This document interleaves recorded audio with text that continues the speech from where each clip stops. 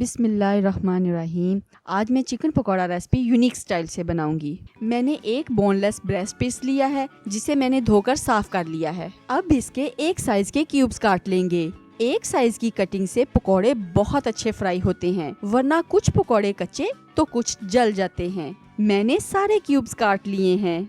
Chicken पकोड़े की इस रेसिपी से ना तो चिकन कच्चा होगा, ना स्मेल होगी और ना ही बोटियां अंदर से फीकी होंगी, क्योंकि हम इसमें लहसुन ऐड करेंगे। ये स्मेल खत्म करेगा और लहसुन कोलेस्ट्रॉल को भी कम करता है। हरी मिर्च चिकन के फीकेपन को दूर करेगी और इसे यहाँ ऐड करने से इसका जायका बोटियों के अंदर तक रच जाएगा।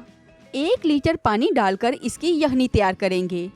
काली मिर्च का अपना ही जायका होता है। मैं 5 साबुत काली मिर्चें ऐड कर रही हूँ। आधा चाय का चम्मच सफेद नमक ऐड कर रही हूँ। नमक इससे ज्यादा ऐड ना करें, क्योंकि इसकी मैरिनेशन में भी नमक ऐड होगा। इसे 5 मिनट के लिए धीमी आंच पर दम में पकाएं।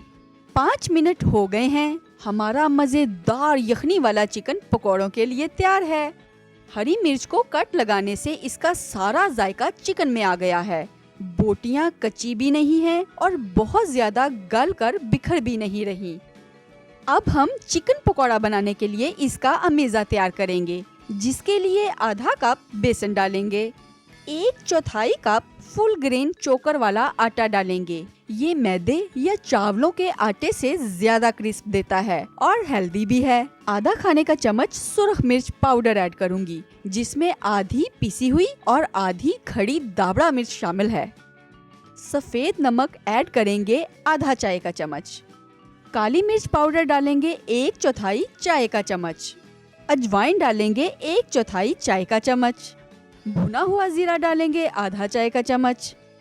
1 चाय का चम्मच साबुत सूखा धनिया लेकर इसे हाथों की मदद से इस तरह मसल लें और फिर ऐड करें, ताकि पकौड़ों की मजेदार खुशबू आए। हल्दी पाउडर ऐड करेंगे 1/4 चाय का चम्मच। सूखा धनिया पाउडर डालेंगे 1 चाय का चम्मच। इसमें लहसुन और अदरक का पेस्ट बराबर का शामिल है, जो तकरीबन 1 चाय का चम्मच है। चिकन पकौड़ा बनाते वक्त इसे मिस ना करें। 1 अंडे की सफेदी ऐड करेंगे। इससे हमारे पकौड़े बहुत क्रिस्पी बनेंगे। मैंने आसानी के लिए मुकम्मल रेसिपी कार्ड डिस्क्रिप्शन में भी दिया है। हम इस अमेज़े को आधा कप फेंटे हुए दही में मिक्स करेंगे। पानी की जगह अगर दही ऐड करेंगे तो ज्यादा जायका आएगा।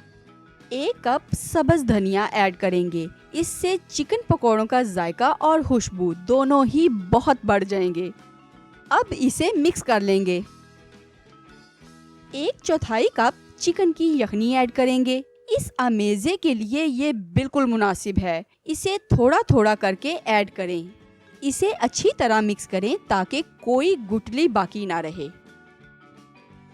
ये मिक्सचर बिल्कुल मुनासिब है। इसे इससे ज्यादा पतला या गाढ़ा ना करें। अब इसमें चिकन ऐड करेंगे। चिकन में पहले से ही नमक मिर्च का जायका जज़ब हो चुका है। ये फीका और कच्चा नहीं है। ये देखें, ये टेक्सचर बिल्कुल ठीक है। अगर कोटिंग जरा सी भी पतली होगी तो वो बोटी पर नहीं रुकेगी। इसे 15 मिनट के लिए फ्रिज में मैरिनेट होने दें। फ्रिज में रखने से पकोड़ों की कोटिंग फ्राई के दौरान नहीं उतरेगी। मैं इन्हें सरसों के तेल में फ्राई करूंगी। आप मेरी oil free chicken pakora recipe भी ट्राई करें, जिसका लिंक ऊपर आ रहा है। मैंने 1 चम्मच ऑयल में 10 पकौड़े फ्राई किए थे। सरसों का तेल फर्स्ट टाइम इस्तेमाल हो रहा हो तो किसी भी चीज को फ्राई करने से पहले इसे गरम करके 1 रोटी का टुकड़ा डाल दें। जब वो इस तरह ब्राउन हो जाए तो निकाल लें। इससे तेल उबल कर बाहर नहीं आता। ऐसा सिर्फ कच्चे सरसों के तेल के लिए ही करते हैं।